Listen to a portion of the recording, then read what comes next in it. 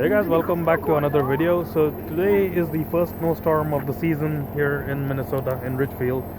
As you can see, we've got quite a bit of snow.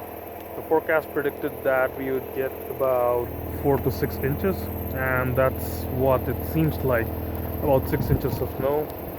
I started my car back there and I need to clear it up.